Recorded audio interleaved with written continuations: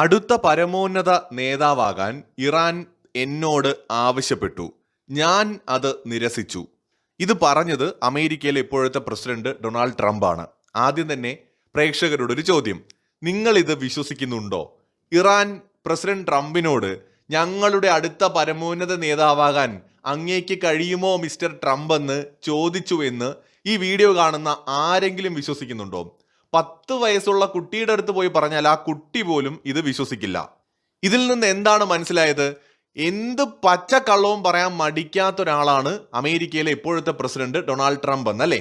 പക്ഷെ ഏതാനും മാസങ്ങൾക്ക് മുമ്പ് ഇന്ത്യ പാകിസ്ഥാൻ യുദ്ധം അവസാനിപ്പിക്കാൻ ഇടപെട്ടയാളാണ് ട്രംപ് എന്ന് പറഞ്ഞുകൊണ്ട് ട്രംപ് പലതവണ പറഞ്ഞപ്പോൾ ഈ നാട്ടിലെ കുറെ ആളുകൾ അത് വിശ്വസിച്ചു. കുറെ ആളുകൾക്ക് ട്രംപ് പറഞ്ഞതിന് മറുപടി ഇന്ത്യൻ ഭരണകൂടം പറഞ്ഞേ പറ്റൂ. ട്രംപ് ഇടപെട്ടോ എന്ന് പ്രതിപക്ഷ നേതാവ് അടക്കം പലരും ആവർത്തിച്ച് ചോദിച്ചു. അവരത് വിശ്വസിച്ചു. പക്ഷെ ഇപ്പോ ട്രംപ് പറയാണ് ഇറാൻ എന്ന് പറയുന്ന രാജ്യം ട്രംപിനോട് അവരുടെ പരമോന്നത നേതാവാകാൻ ആവശ്യപ്പെട്ടിരിക്കുകയാണ്, ഞാനത് നിരസിച്ചു എന്ന് ട്രംപ് പറയുമ്പോൾ നിങ്ങളാരും അത് വിശ്വസിക്കുകയില്ല. രാഹുൽ ഗാന്ധി ഒന്നും ഒട്ടും ഇത് വിശ്വസിക്കാൻ സാധ്യതയില്ല. ഇന്ത്യൻ എക്കണോമി ഡെഡ് എക്കണോമി ആണെന്ന് ട്രംപ് പറഞ്ഞപ്പോൾ രാഹുൽ ഗാന്ധി പെട്ടെന്ന് അത് വിശ്വസിച്ചു. എന്നിട്ട് മാധ്യമങ്ങളോട് ചോദിച്ചു, അല്ല അദ്ദേഹം പറഞ്ഞതിൽ എന്താ തെറ്റ്? ഇന്ത്യൻ എക്കണോമി ഡെഡ് എക്കണോമി ആണെന്ന് ആർക്കാണ് അറിയാത്തത് എന്ന് ചോദിച്ച ആളാണ് രാഹുൽ ഗാന്ധി. പക്ഷെ ആ രാഹുൽ ഗാന്ധിയും ഇപ്പോൾ ഈ ട്രംപ് പറഞ്ഞ കാര്യം അംഗീകരിക്കുകയില്ല. അതായത് ഇറാൻ ട്രംപിനോട് അവരുടെ പരമോന്നത നേതാവാകാൻ ആവശ്യപ്പെട്ടു എന്ന് വെച്ചാൽ അത് എങ്ങനെയാണ് രാഹുൽ ഗാന്ധി വിശ്വസിക്കുക, അല്ലേ? അപ്പൊ ഈ ട്രംപ് എന്ന് പറയുന്ന വ്യക്തി ലോക കള്ളനാണെന്നും ഇയാൾ പച്ച കള്ളം പറയാൻ മടിക്കാത്ത ആളാണെന്നും ലോകത്തെല്ലാവർക്കും അറിയാം. പക്ഷെ എന്നാലും മോദി ഗവൺമെന്റിനെതിരായിട്ട് എന്തെങ്കിലും വളച്ചൊടിക്കാൻ പറ്റുമെങ്കിൽ ട്രംപ് പറയുന്ന ആ കാര്യങ്ങളൊക്കെ അങ്ങ് വിശ്വസിക്കും. ഈ ഒരു ഇരട്ടത്താപ്പ് ഇവിടെ പറയാതെ നമുക്ക് പോകാൻ പറ്റില്ല.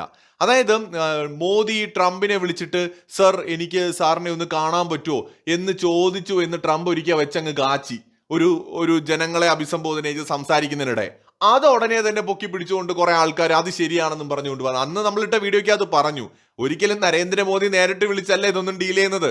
അതിനൊക്കെ നയതന്ത്ര വഴികളുണ്ട്. പല ഘട്ടങ്ങളിലൂടെയുള്ള ചർച്ചകൾക്ക് ഒടുവിലാണ് കൂടിക്കാഴ്ചയുടെ കാര്യങ്ങളൊക്കെ തീരുമാനിക്കുന്നത്. ട്രംപ് ഒരു കച്ചവടക്കാരനാണ്, നേരും നെറിയും ഇല്ലാത്ത കച്ചവടക്കാരനാണ്, എന്തും പറയാൻ മടിക്കാത്ത ആളാണ്. ഞാനും ആയത്തുള്ളയും ചേർന്നുകൊണ്ടായിരിക്കും ഇനിയിപ്പോ ഹോർമുസ് കടലിടുക്ക് നിയന്ത്രിക്കാൻ പോകുന്നത് എന്ന് കഴിഞ്ഞ ദിവസം തട്ടിവിട്ട ആളാണ് ഈ ട്രംപ്. പറയുന്നതിനകത്ത് യാതൊരു വസ്തുതയും കാണില്ല, ചുമ്മാ വായി തോന്നിയത് പറയുന്ന ഒരാള്. അപ്പൊ ഇയാള് പറയുന്നതിനൊക്കെ ഇന്ത്യ ഗവൺമെന്റ് മറുപടി പറയണമെന്ന് ആവശ്യപ്പെടുന്നവരോടാണ്, നിങ്ങൾ വിശ്വസിക്കുന്നുണ്ടോ ട്രംപിനെ അടുത്ത പരമോന്നത നേതാവ് അല്ലെങ്കിൽ ആയത്തുള്ള ആവാൻ വേണ്ടിയിട്ട് ഇറാൻ വിളിച്ചു എന്ന് പറയുന്നത് നിങ്ങൾ വിശ്വസിക്കുന്നുണ്ടോ? ആ കാര്യം നിങ്ങൾ വിശ്വസിക്കുന്നില്ല എങ്കിൽ ഇയാൾ പറയുന്ന കാര്യങ്ങളെയൊക്കെ നിങ്ങൾ തള്ളിക്കളയാൻ തയ്യാറാവുക, അത്രമാത്രം പറയുന്നു. ഇനി ഈ വാർത്തയുടെ വിശദാംശത്തിലേക്ക് പോയി കഴിഞ്ഞാൽ ഇറാന്റെ അടുത്ത പരമോന്നത നേതാവാകാൻ അവിടുത്തെ നേതൃത്വം തന്നോട് ആവശ്യപ്പെട്ടു എന്നാണ് വാഷിംഗ്ടൺ DC നടന്ന ഒരു ചടങ്ങിൽ ട്രംപ് വെളിപ്പെടുത്തിയിരിക്കുന്നത്. എന്നാൽ എൻ്റെ മനസ്സ് വളരെ വിശാലമാണ്, അതുകൊണ്ട് ഞാൻ അത് നിരസിച്ചു എന്നും ട്രംപ് പറയാണ്.